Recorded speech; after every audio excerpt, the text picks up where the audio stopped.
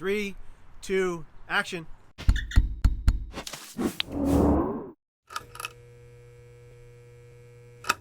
Ha!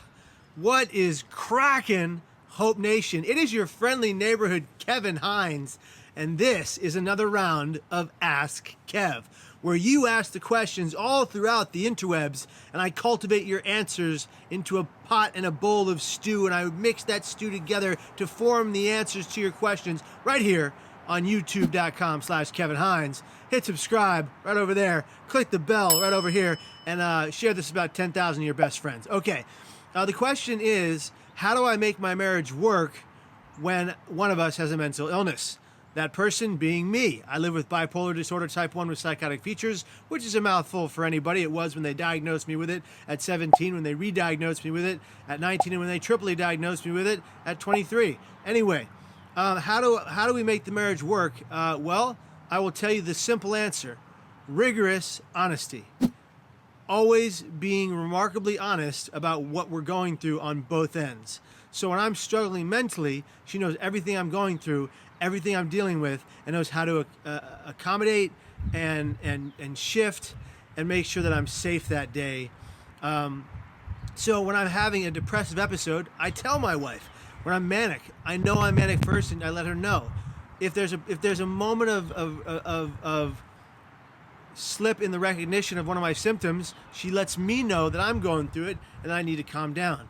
One of the greatest tools we use is she gives me my to-do list. So if I'm having a day where I'm super depressed, really down in the dumps, clinically down, she'll say, get down and give me 50 push-ups. And I do.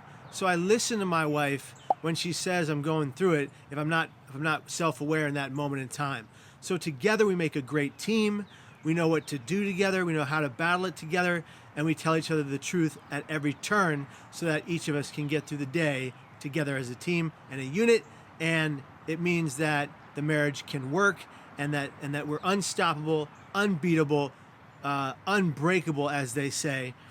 And look, I know it maybe sounds easier than it looks, but we've been at this for the last 13 years being married, going on 14 years being married, going on 16 years being together, Margaret and I. Shout out, Margaret, I love you so much. Thank you for being there through all the hardship, all the pain. And let's make no mistake about it, we've had our rough goes at it. We've had a rough and hard time because of my disease over and over again. I've been in 9 psych ward stays in my life. 6 of them were while being married to Margaret.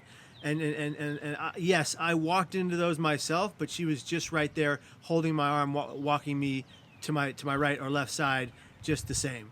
So loyalty is the key, honesty is the key, and being true in your pain is the key. That's my best advice for what you can do if you're married and you're trying to keep the marriage together while someone lives with a mental illness. Guys, I want you to know that you have value.